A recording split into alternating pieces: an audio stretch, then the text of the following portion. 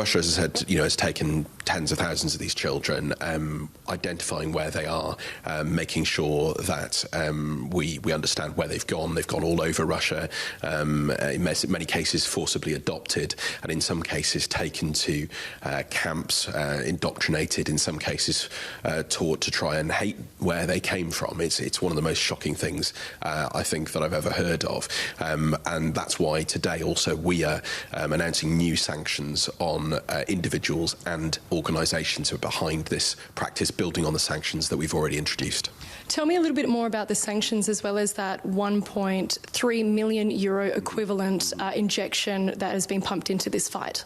Well, that money comes on top of money that we've already put into some of the pilot tracing programmes and initiatives which are doing this crucially important work on identifying these children and where they've gone. But on top of that, it is about exposing and holding to account those who are responsible. And as I said, that's not just individuals, that's also organisations and locations which have been used for these indoctrination camps and attempts to turn Ukrainian children against their culture and their heritage and their history. And that's what's the most heinous part of this, really, is this. It's not only what's being done to these children directly, but it's that attempt to destroy Ukrainian culture, history, language, and that very much sits at the horrific way in which Putin has prosecuted this war. Absolutely. Let's look at the recent election over the weekend in Britain.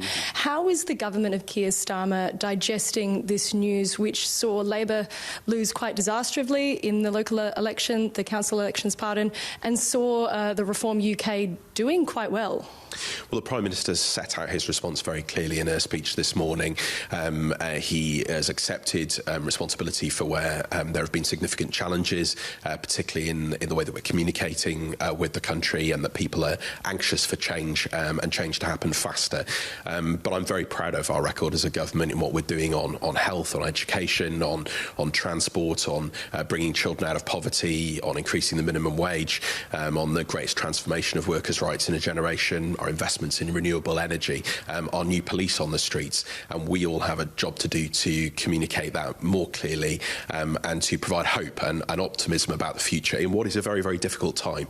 And what he was acknowledging absolutely this morning is that people are still feeling the pinch in their pocket. They're seeing conflict around the world. They're seeing pressure on energy prices. And we as a government have to be seen to be responding to that. And we are, and we will continue to do so. But he's also made it quite a big, strong point of his policy platform to reset relations between the UK and the EU. Does the results at the ballot box suggest that perhaps Britons don't actually want this? Well, he set out very clearly this morning that, a lot of the things that were told us about Brexit by Nigel Farage and Reform were simply not true. He said it would make us richer. It hasn't. He said it would bring down migration. In fact, migration had gone up, although we're taking significant steps to reduce irregular migration. And of course, he made a load of other false promises about the so-called sunny uplands that would come, and that hasn't been the case.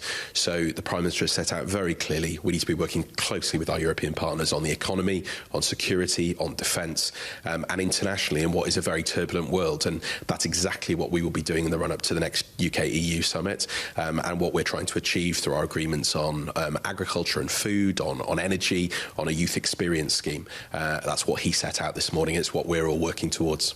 Do you have a date for that summit? We don't have a fixed date yet, but it will be this summer, and we're working on an ambitious agenda.